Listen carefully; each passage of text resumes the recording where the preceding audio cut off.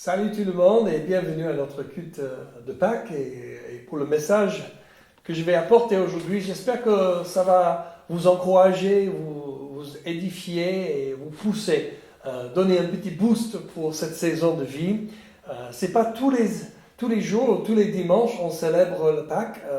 Oui, on peut célébrer le Pâques tous les jours certainement parce que la résurrection de Jésus-Christ, c'est quelque chose de très important.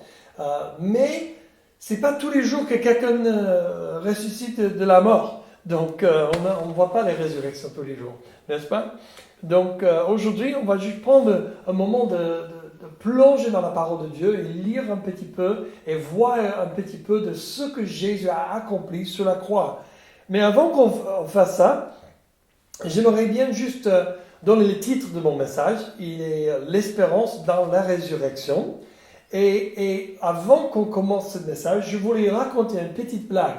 Je sais que mes blagues ne sont pas toujours bien reçues. Il y a certains qui pensent que je ne suis pas drôle et c'est pas grave. Mais je vais vous donner une blague quand même parce que c'est vraiment à propos avec ce temps dans lequel on vit. J'ai entendu parler d'une rencontre entre un lapin et un serpent dans la forêt. Le lapin a dit « Nous ne savons pas de quoi nous avons l'air. Pourquoi ne pas se décrire l'un l'autre pour qu'on sache de quoi on a l'air ?» Le serpent a dit « Bonne idée. Tu as un nez rose, de longues oreilles et une petite queue duveteuse. » Le lapin a aimé ça et il a dit « Je suis un lapin, je suis un lapin, je suis un lapin. » Le serpent a dit « D'accord, tu me décris. » Le lapin a dit « Eh bien, tu as une langue fourchue, des yeux sont noirs et des diamants partout sur toi. » Le serpent a dit « Oh non, je suis un télévangéliste. » Ok, c'était pas trop drôle. Et bon, pour ce temps dans lequel on vit, je me sens comme un téléévangéliste dans ce temps parce qu'on enregistre nos messages, on raconte le message de Jésus-Christ et toutes ces choses. Et je ne suis pas trop dans ce club, mais voilà, on est tous des téléévangélistes dans ce moment parce que personne est capable de rassembler pour nos cultes des dimanches. Ok, toutes les blagues à côté, j'aimerais bien juste raconter notre passage du jour. Il se trouve en 1 Pierre 1, verset 3 jusqu'à 5. Béni soit Dieu, le Père de notre Seigneur Jésus-Christ, conformément à sa grande bonté, il nous a fait naître de nouveau à travers la résurrection de Jésus-Christ pour une espérance vivante, pour un héritage qui ne peut ni se détruire, ni se souiller, ni perdre son éclat. Il vous est réservé dans le ciel, à vous qui êtes gardés par la puissance de Dieu, au moyen de la foi pour le salut prêt à être révélé dans les derniers temps. Waouh! Quel passage merveilleux! Et la grande idée pour aujourd'hui, c'est que grâce à la résurrection de Jésus-Christ il y a 2000 ans, nous avons aujourd'hui un espoir vivant, durable et aimant. Donc, premièrement, cela nous donne un espoir vivant.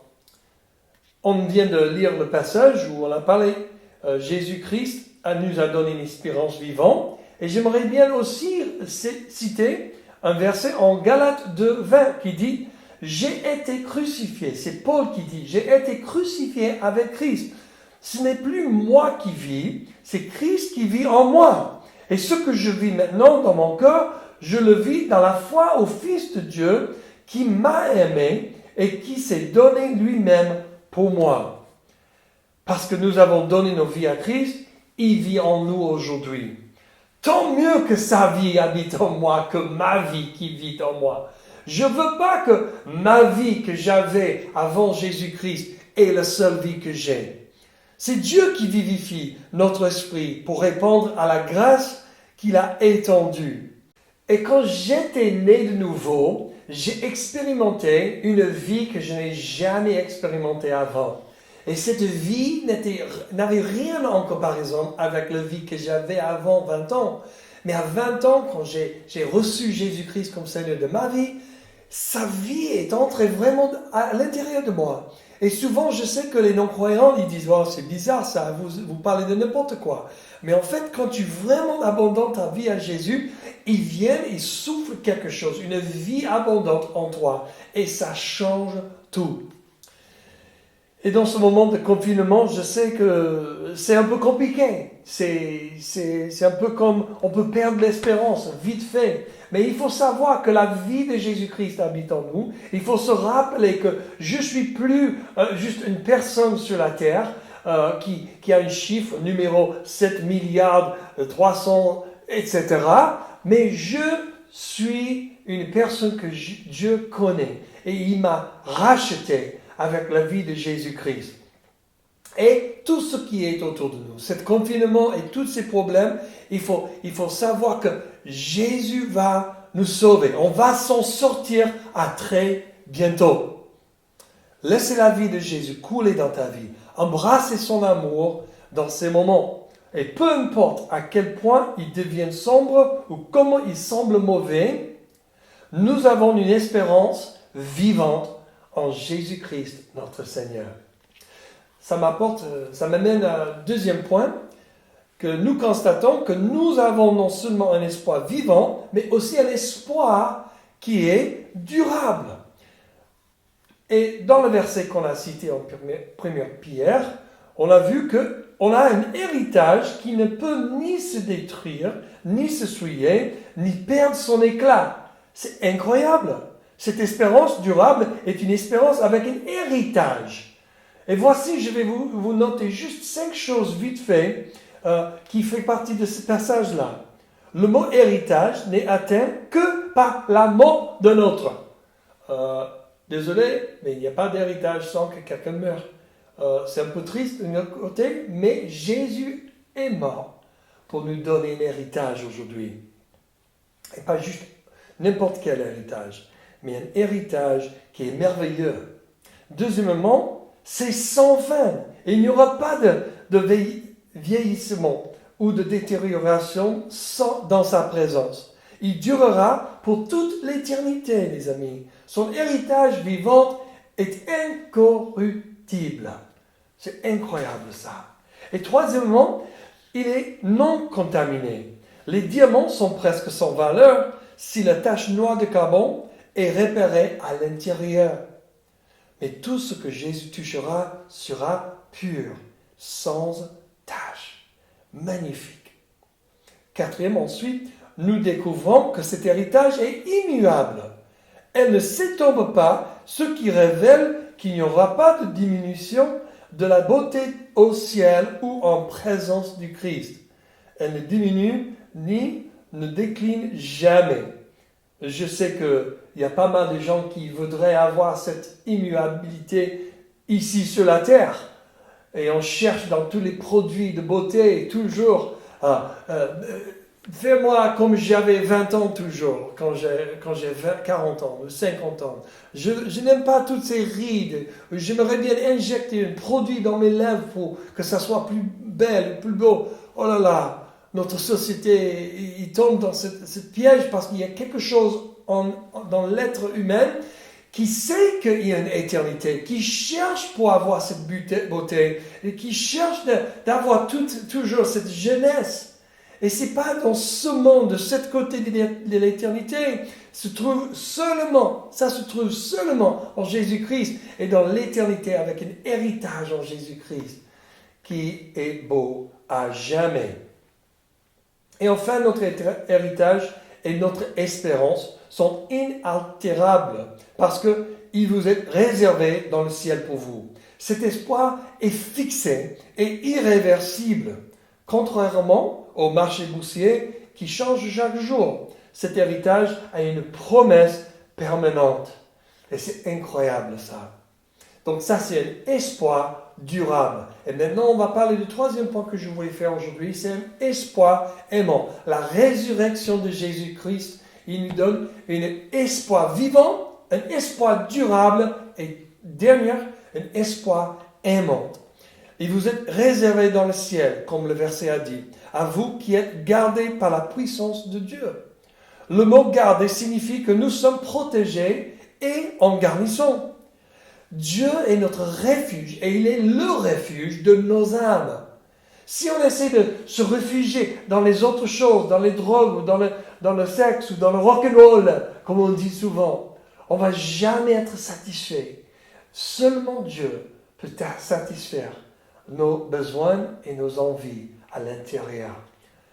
L'amour de Dieu nous protège des flèches d'ennemis aussi. L'amour de Dieu nous protège de la peur et de la colère, de la rébellion et toutes ces tentations d'être indépendant. Donc c'est important de rester dans l'amour de Dieu. Moi je trouve un verset qui me parle très fortement depuis que j'ai donné ma vie à Jésus. C'est trouvé en Romains 8, 15 jusqu'à 17. Là il dit, Paul, « Car vous n'avez pas reçu l'esprit de servitude de la peur, mais vous avez reçu l'esprit d'adoption par lequel nous crions « Abba Père ». L'Esprit lui-même témoigne avec notre esprit que nous sommes enfants de Dieu. Et si nous sommes enfants, alors héritiers de Dieu et co-héritiers avec le Christ. Pour moi, ça m'a ébloui quand j'ai entendu ça pour la première fois, que je suis co-héritier avec Jésus-Christ. Je suis héritier de Dieu, de tout ce que Dieu a déjà dans le ciel, que tout ce que Dieu a sur la terre, moi je suis héritier de tout cela. Mais plus que ça, et voici le clé de tout ce dont on parle des ennemis, la peur, la crainte, on parle aussi de la colère, la rébellion, l'indépendance, et tous ces ennemis qui essaient d'attacher à nos cœurs. Et on parle de ça. Mais aussi, on parle d'un héritage qui est incroyable, durable, et personne ne peut le changer. Mais plus, ou même pas plus, mais le clé pour tout cela se trouve dans le mot Abba, Père. Et c'est un terme d'intimité, comme papa. Et toi et moi, on aimera bien avoir la paix. On aimera bien avoir la liberté de tous nos ennemis. On aimera bien avoir toutes les richesses sur la terre ou les richesses pour l'éternité. Mais plus que tout cela, c'est d'avoir une relation avec un Dieu qui n'est pas juste un Dieu loin de nous, mais c'est un Dieu qui est proche à nous, qui veut être proche à nous. C'est un Dieu intime, un papa intime. Et peu importe ton passé, et la situation avec votre père spirituel, adopté, naturel, peut-être vous n'avez pas un papa. Dieu veut te révéler de lui-même comme un papa aimant du ciel.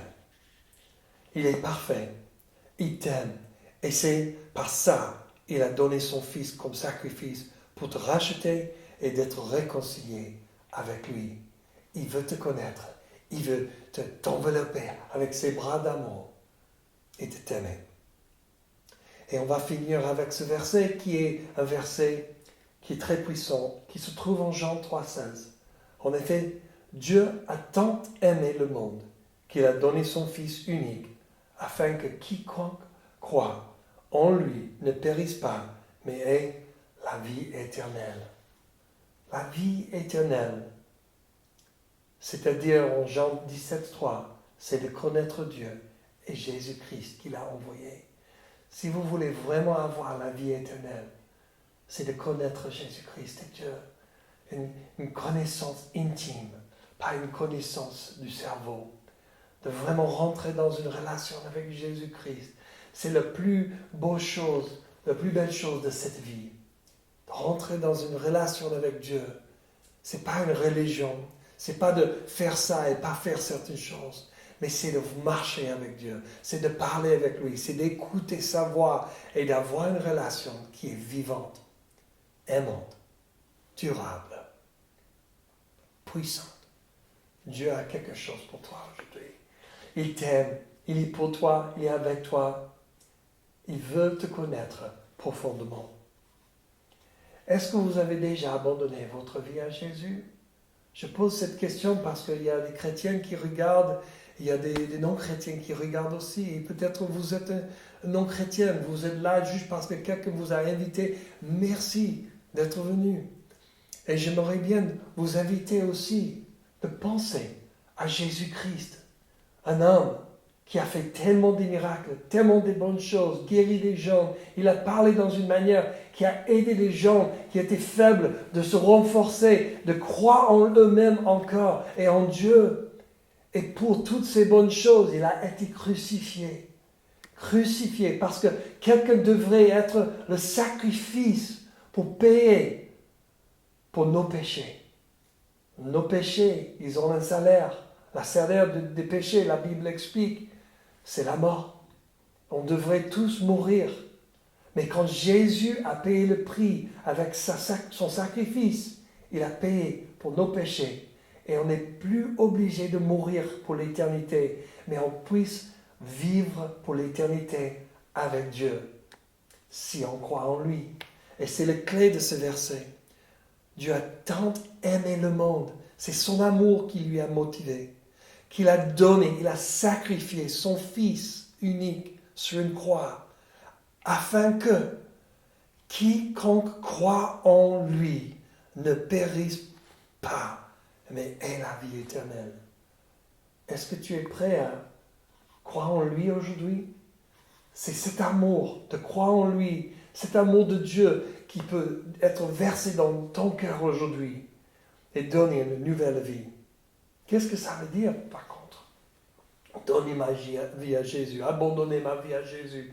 Il y a certaines comme moi qui j'ai pensé, c'est-à-dire devenir prêtre, ou habiter dans une abbaye, un monastère, abandonner tout le monde et vivre sur une île, manger des coconuts ou quelque chose, des cocos ou quelque chose de bizarre. Il y a toutes sortes de pensées qui rentrent dans nos têtes quand on pense à réfléchir au fait de donner ma vie à Jésus. Peut-être vous pensez que tu devrais être une sœur, ou tu devrais vendre tout ce que vous avez et vivre d'ailleurs, dans un désert. Mais pas forcément.